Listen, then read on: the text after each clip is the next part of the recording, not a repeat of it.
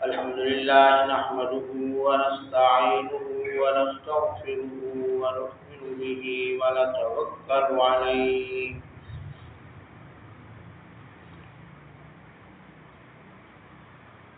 ونعوذ بالله من شرور أنفسنا ومن سيئات أعمالنا من يهده الله فلا مضل له ومن يضلل فلا هادي له وأشهد أن لا إله إلا الله وحده لا شريك له وأشهد أن سيدنا ومولانا محمدا عبده ورسوله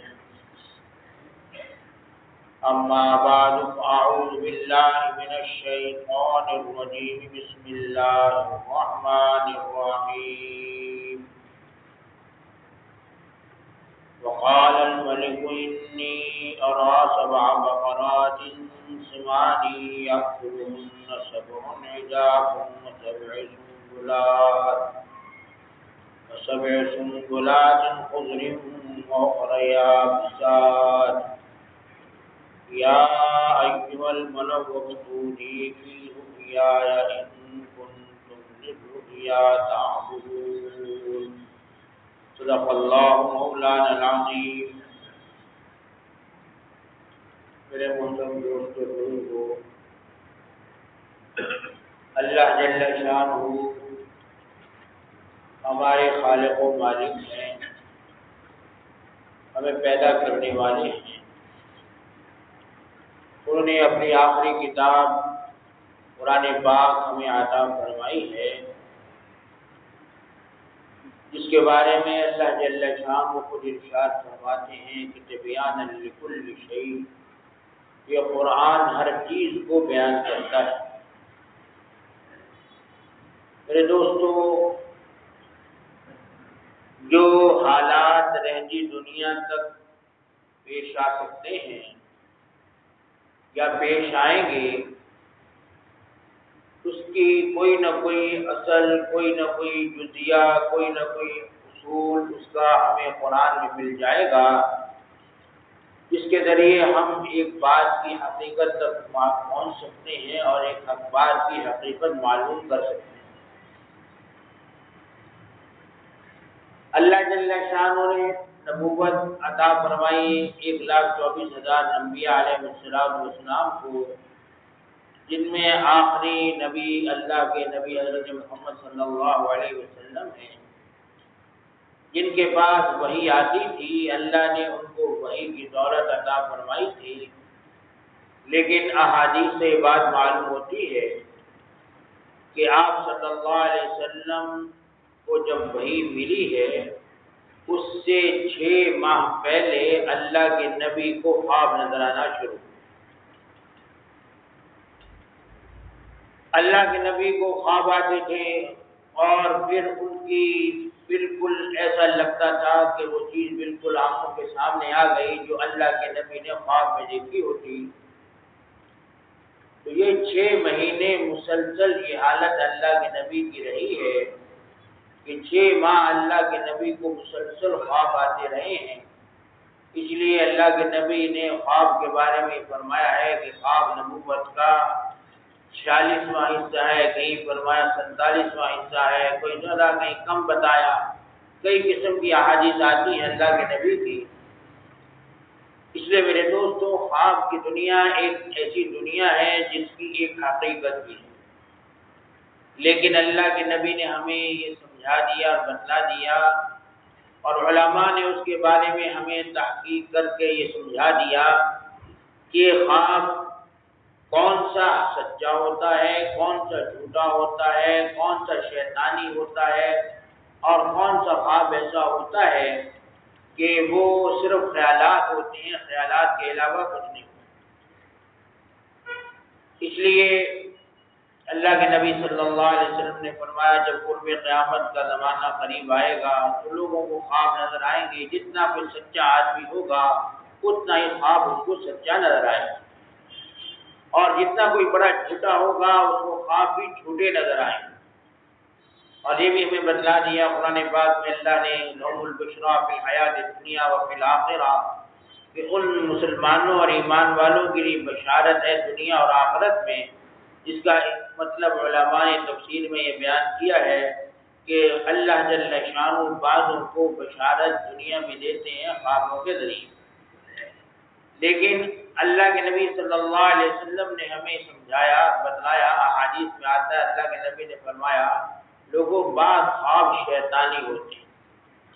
اور ان شیطانی خوابوں کی پیچھے شیطان اپنا پورا زور لگا رہا ہوتا ہے اور انسان کو گمراہ کرنے کی کوشش کر رہا ہوتا ہے۔ تو اللہ کے نبی نے ایسے خوابوں کے بارے میں بتلا دیا کہ جب بھی ایسا خواب دیکھو جو شیطانی ہو، جس کے اثرات ایسے ہوں جو انسان کو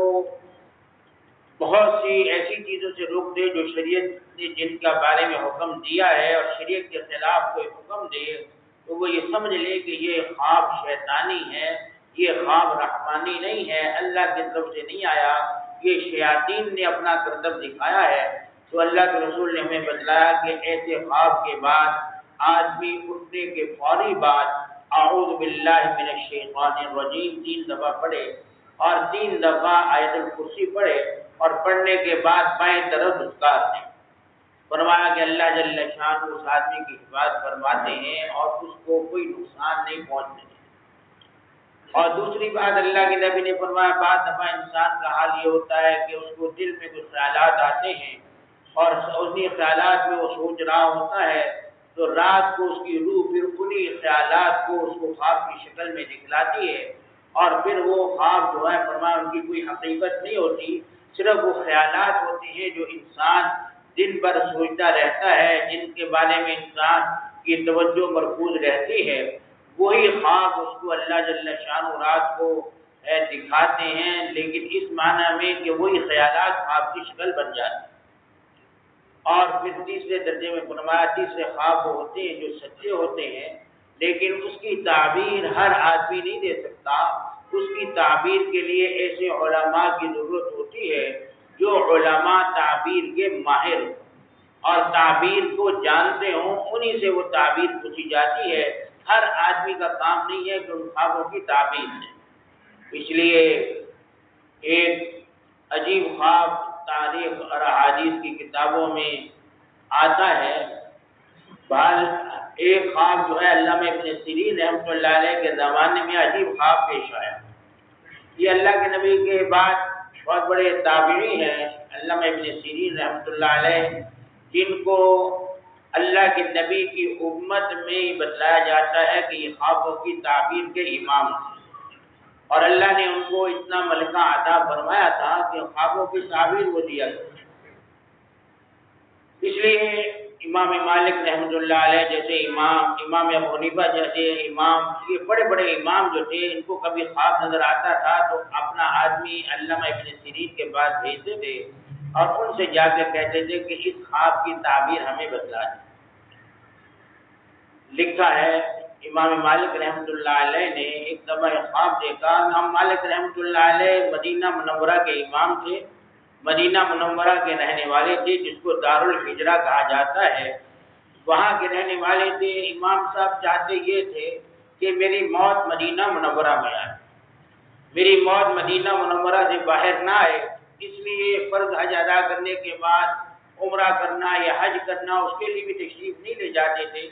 تاکہ کہیں ایسا نہ ہو کہ موت وہاں مکہ مکرمہ میں آ جائے یا راستے میں آ جائے، اس لیے عام طور پر وہ مدینہ سے باہر نہیں نکلتے۔ اس لیے اللہ سے دعائیں کی بہت کہ اللہ مجھے پتہ چل جائے کہ میری موت جو ہے وہ مدینہ منورہ میں آئے گی تاکہ میں حج کر سکوں، عمرہ کر سکوں۔ تو ایک دن خواب دیکھا عجیب کہ کوئی آدمی ہے، کوئی وہ اس یا فرشتہ ہے کوئی، امام صاحب نے اس سے سوال کیا کہ میاں میری موت کب آئے گی تاکہ میں عمرہ وغیرہ حج وغیرہ کے لیے چلا جاؤں۔ تو اس نے بعد نے کہا اللہ کے نبی خواب میں نظر آئے، اللہ کے نبی سے سوال کیا کہ یا رسول اللہ میری موت کب آئے گی مجھے پتہ چل جائے تاکہ میں مکہ مکرمہ اور مدینہ منورہ چلا جاؤں اور وہاں جا کر حج وغیرہ مکہ مکرمہ کراؤں اور عمرہ کراؤں۔ تو حدیث میں آتا ہے کہ اللہ کے نبی نے اشارہ کیا 5 انگلیوں سے اور اشارہ کر کے بس خاموش ہو۔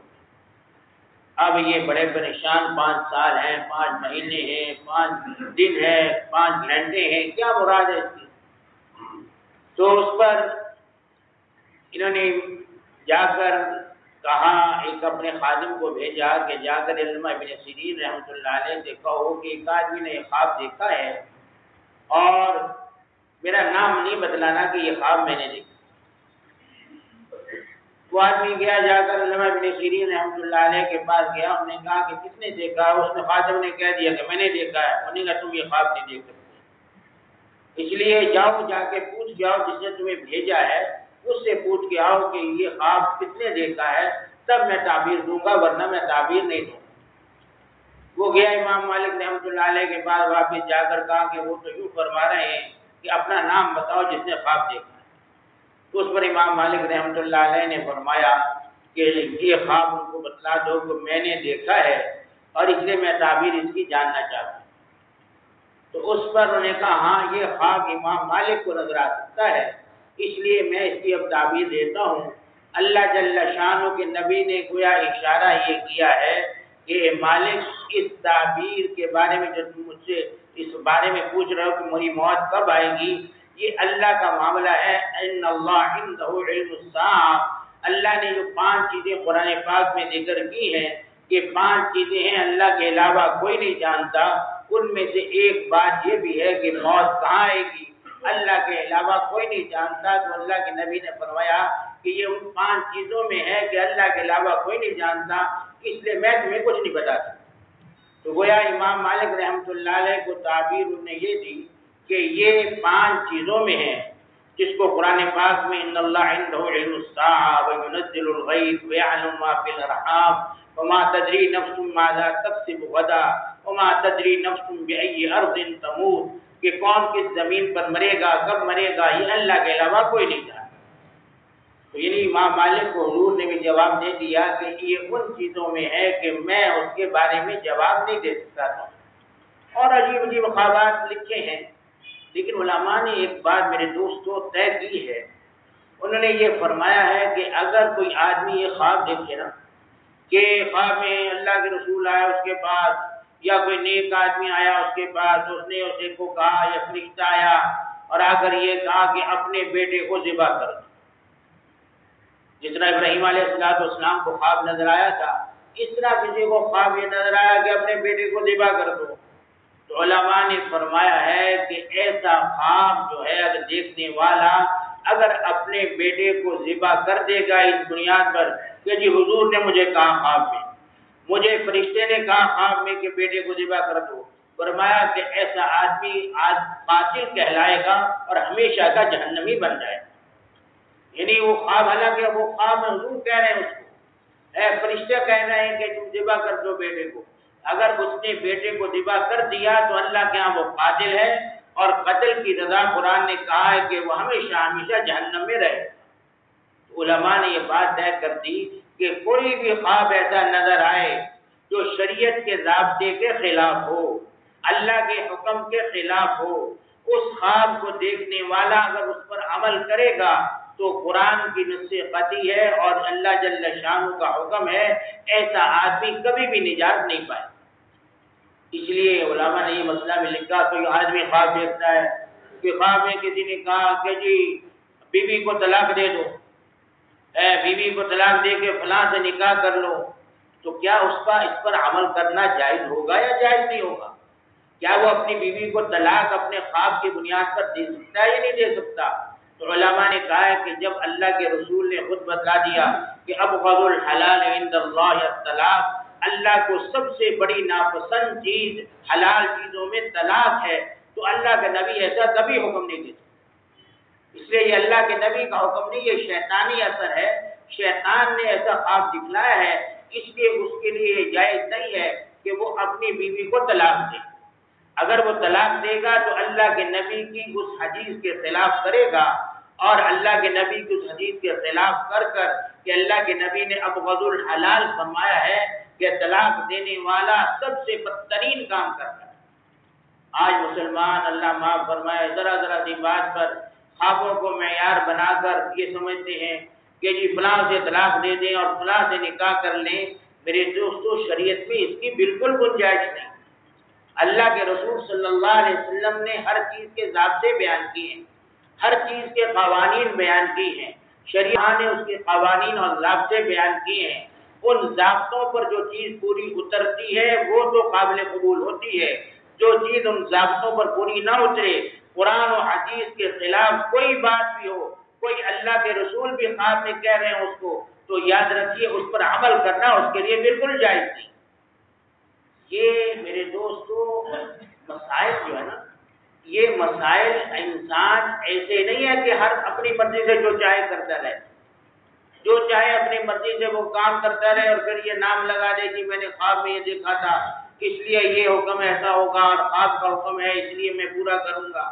یہ انسان کا اپنا اختیار نہیں ہے، اپنی مرضی نہیں ہے۔ انسان کو شریعت کے ضابطوں پر چلنا لازمی ہے۔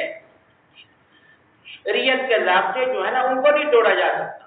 خوابوں کی دنیا ایک حقیقت رکھتی ہے، لیکن وہی جو شریعت کے ضابطے کے اندر آئے۔ جہاں شریعت کا ضابطہ ٹوٹ رہا ہوگا وہاں ہم خواب کو کبھی نہیں دیکھیں گے، ہم شریعت کے ضابطے کو دیکھیں گے کہ شریعت نے کیا ضابطہ دیا ہے، شریعت نے کیا حکم دیا ہے۔ جو شریعت کہے گی اس پر عمل کریں گے۔ جو خواب ہمارا کہہ رہا ہوگا، خواب اللہ کے رسول کی شکل میں کوئی آ کر کہے یا کوئی بڑے بزرگ کی شکل میں آ کر یہ کہے، تو کبھی بھی یاد رکھیے اس خواب پر عمل کرنا بالکل جائز ہے۔ اب ایک آدمی کو خواب نظر آئے کہ تو اپنے آپ کو ہے اللہ کی راہ میں قربان کر دے، چھری پھیر لے اپنے، اللہ تیری قربانی قبول کر لیں گے۔ اگر وہ اپنے گلے پر چھری پھیرے گا، وہ یاد رکھیے خودکشی کا گناہ اس کو ہوگا۔ اللہ کے یہاں جو گناہ خودکشی کرنے والوں کو ملتا ہے وہی گناہ اس کو ملے گا۔ اب سے شریعت کے جو ہے نا، ان کو میرے دوستو اپنے طور پر لاگو کرنا، اپنے طور پر سمجھنا سمجھانا،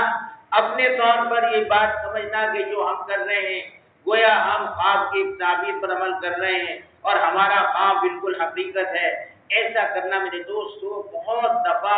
انسان کو تباہی کی طرف لے جاتا ہے۔ اور انسان اللہ کے رسول صلی اللہ علیہ وسلم کے حکم کو توڑ کر، اللہ کے رسول صلی اللہ علیہ وسلم کے حکم کو توڑ کر ایسا کام کرتا ہے جس کا اللہ کے ہاں اس کی پکڑ ہوتی ہے۔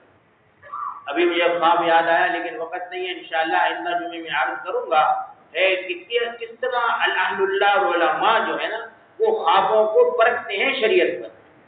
اور شریعت پر پرکھ کر پھر وہ گویا اس پر عمل کرتے ہیں، بغیر شریعت کے ضابطوں کے کبھی عمل نہیں کرتے۔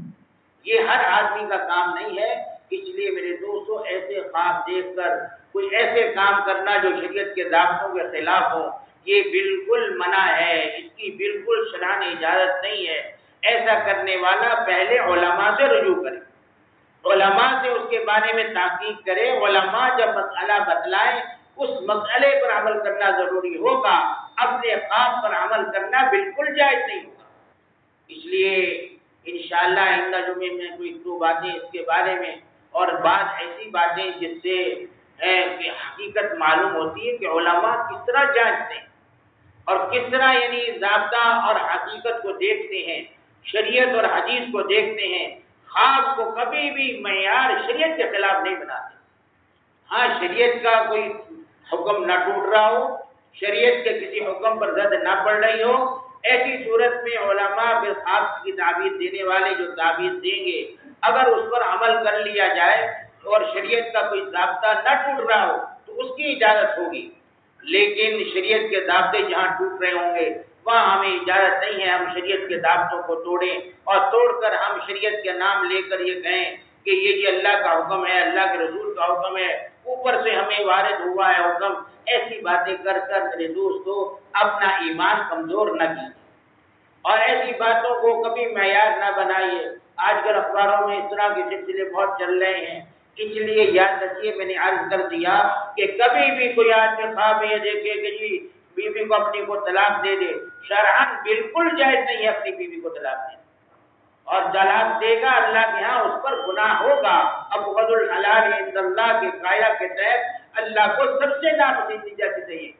اللہ مجھے بھی شریعت کو سمجھنے کی توفیق عطا فرمائے، ہم سب کو شریعت کے ضابطوں پر چلنے کی توفیق عطا فرمائے۔ اپنی بات اپنے طور پر سوچ کر اس پر عمل کرنا اپنے ایمان کو کمزور کرنا ہے۔ اللہ ہم سب کو اس حفاظت سے فرما کر ہمیں دین کے ضابطوں پر چلنے کی توفیق عطا فرمائے۔ انشاءاللہ آئندہ میں بھی کچھ عرض کروں گا۔ اللہ ہم سب کا خاتمہ ایمان پر فرمائے۔